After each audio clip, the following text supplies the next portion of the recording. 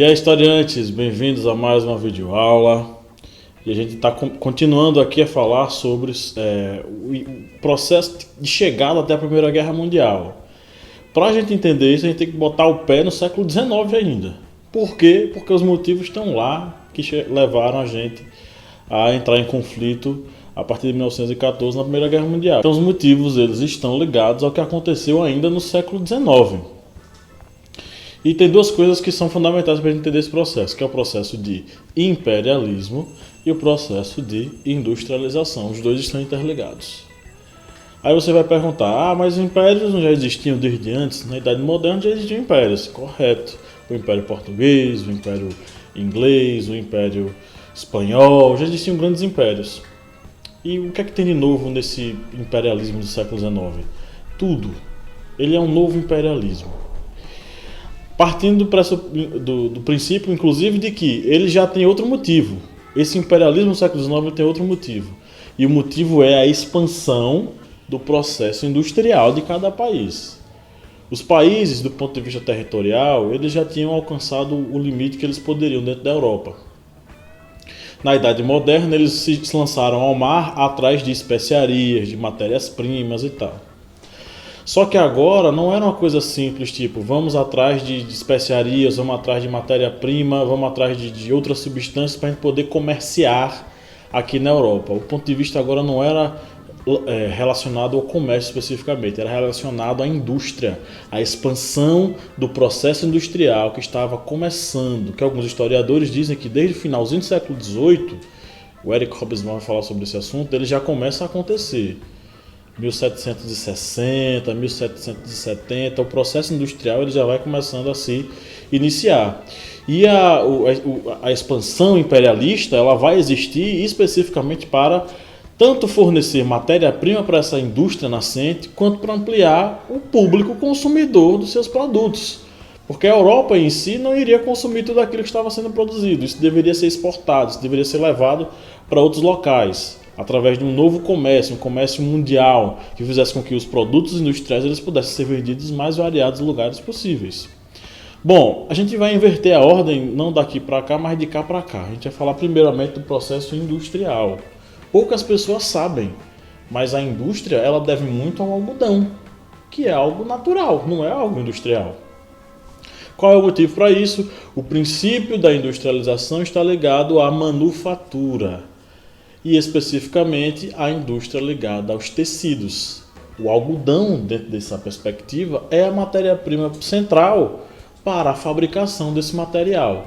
Até então as roupas elas tinham um outro mercado, outro local que irradiava produção, que era o mercado oriental, especificamente ali a Índia, a China, que fabricavam roupas com outro material.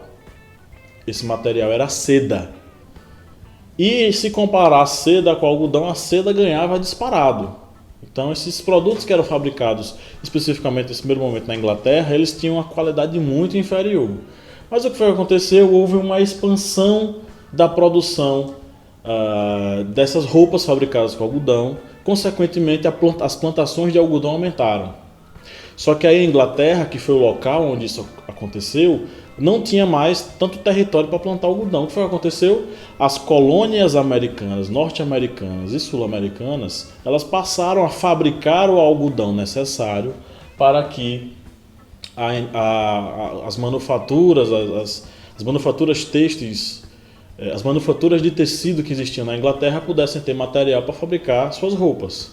E o que vai acontecer? Esses algodões são levados para a Inglaterra. Na Inglaterra há o processo de transformação desse algodão em roupas. E essas roupas elas são compradas por quem? Pelos próprios senhores de fazendas, para que os seus escravos usem, para que eles usem aqui nas Américas. Então, note como começa a crescer aí uma lógica de mercado consumidor.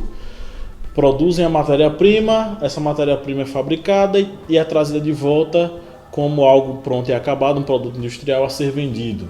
Então o início da industrialização tem a ver com o algodão, porque é a partir daí que esse algodão vai crescer, o mercado das roupas fabricadas com algodão vai aumentar e ela só vai ter um competidor na mesma época, que serão os produtos orientais fabricados com A seda. Aí é que entra a questão da expertise desses caras que eram os britânicos, né? Bom, nós temos um único concorrente, que são os concorrentes asiáticos. Como vencer eles? Se eles fabricam tecidos melhores, com maior qualidade, com um material muito mais valioso que a seda do que o nosso algodão. Aí foi que entrou o processo onde os britânicos eles vão agir como os caras meio que espertos e meio sacanas. Por quê? Porque eles vão entrar nessa guerra com outras armas. Primeiro que eles vão tomar a Índia à força. Tá? Então a Índia vai ser conquistada, vai ser dominada. A Índia, inclusive, que tinha um processo industrial muito avançado à época. Tinham grandes conglomerados já, grandes locais de fabricação de tecidos. Eles vão ser dominados.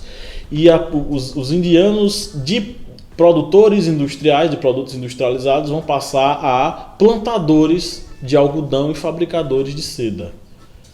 Eles vão ser rebaixados através desse domínio inglês.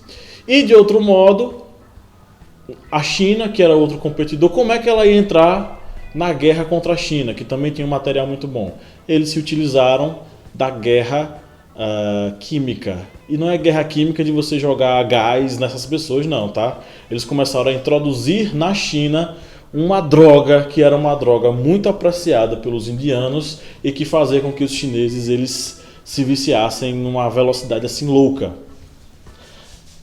Essa droga era fruto da extração da papoula indiana, era o ópio. Então o ópio foi introduzido da China e esse ópio ele teve uma ação avassaladora e destruidora na sociedade.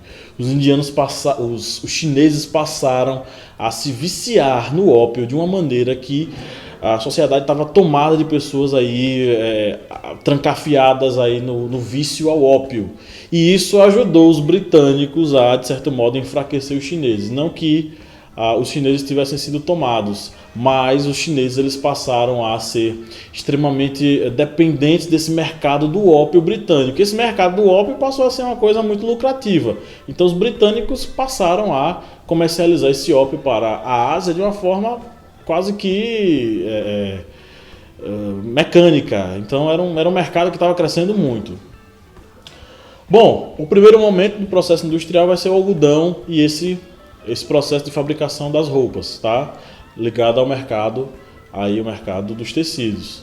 No segundo momento, já vai ser uma inovação tecnológica que vai fazer com que o processo de fabricação ele chegue no nível mais rápido, que é a descoberta aí do vapor. O vapor já era utilizado na época, só que eles ainda não tinham entendido isso.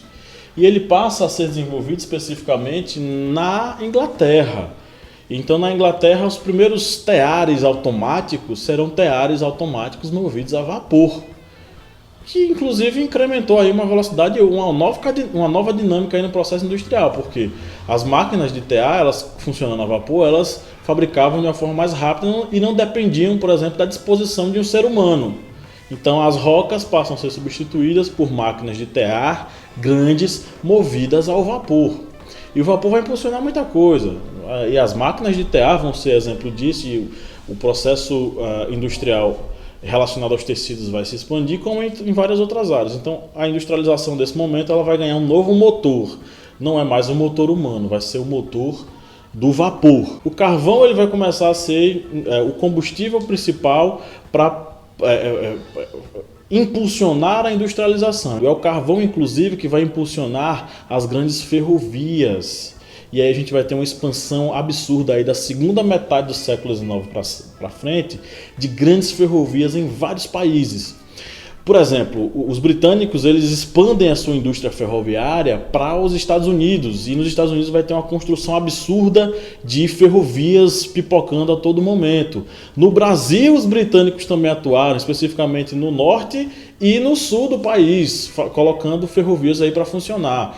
Então, e essas ferrovias, os trens que passavam por essas ferrovias, eles eram impulsionados pela velocidade aí dos motores a carvão. Então o carvão ele vai dar uma nova dinâmica para essa dimensão aí da indústria britânica especificamente, e isso vai se expandir pelo mundo todo. As viagens transatlânticas, elas vão começar a ser mais constantes. Então você vai ter um desenvolvimento, inclusive, na indústria naval, não só a ferrovia agora, mas a indústria naval ela vai crescer absurdamente com esse novo motor, esse novo combustível para os motores.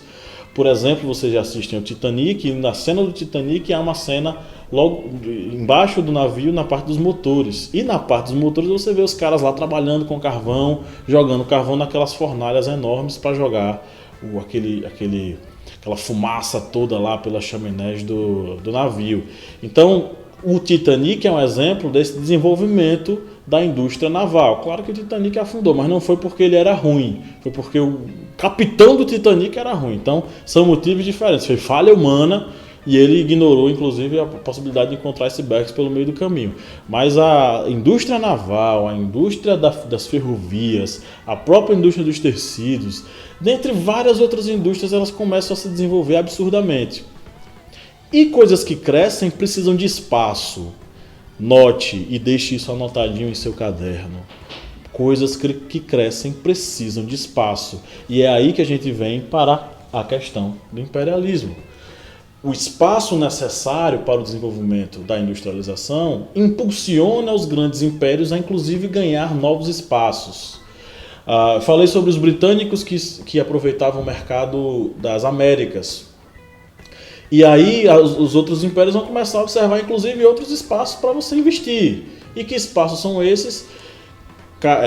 Enfim, de uma forma mais tradicional, vão ser tanto a África, que já era um local de poderio europeu, quanto a Ásia. Muitas pessoas esquecem, mas nesse período do imperialismo, a Ásia também foi vítima desse processo e também teve várias colônias lá em seu território. Então, várias nações, vários impérios europeus, a Rússia, a França, Portugal, Bélgica, Inglaterra, Alemanha, que começou como Prússia e depois da unificação virou Alemanha, a Áustria, a Holanda e por aí vai. A lista é grande de impérios europeus que resolvem colonizar espaços africanos e espaços asiáticos.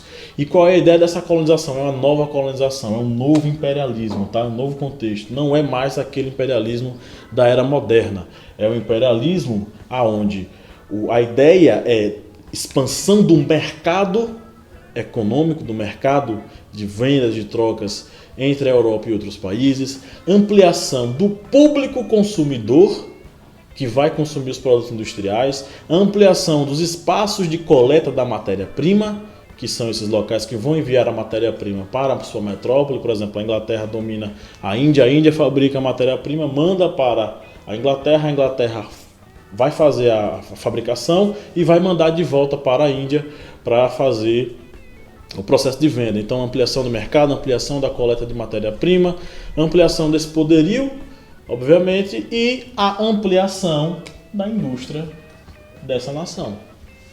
Então, tudo isso vai estar girando em torno desse contexto. Em 1885 vai acontecer uma das conferências mais importantes e fundamentais para a história mundial, que é a Conferência de Berlim.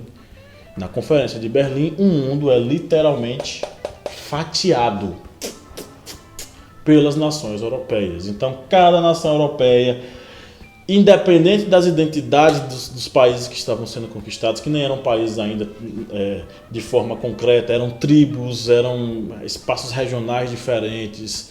Enfim, os europeus não queriam saber de identidade, de afinidade, de cultura, de história, eles não queriam saber nada. Inclusive, os europeus acreditavam piamente que as nações africanas eram nações sem história, porque elas não tinham escrita, segundo eles naquela época. Então, é uma mentalidade de dominação, de exploração desse branco europeu em relação tanto aos negros africanos quanto aos asiáticos. Então, os impérios eles não vão querer saber a identidade local, eles vão querer dominar, conquistar para ampliar seu poderio industrial, ampliar seu poderio ali político, regional, enfim, e de fato fortalecer seu império. E essa questão desse fortalecimento desses impérios vai fazer com que eles comecem a entrar em choque constantemente. E esse choque constante, aliado a desentendimentos, desavenças, revanchismos, vai criar a panela de pressão que vai dar o motivo principal, vai encaminhar o mundo para o seu primeiro conflito mundial. Então, gente, é isso, está explicado aí tanto a questão industrial e a sua ligação com o movimento do imperialismo. Quem não pegou tudo ainda que tenha feito as anotações, vai ter o material para leitura aí. Você abre o material para leitura, o PDF da apostila, faz a sua leiturazinha, responde as atividades e as dúvidas você vai tirar no chat com a gente, com o professor que estiver disponível lá na tutoria. Valeu, galera, um abraço e bons estudos.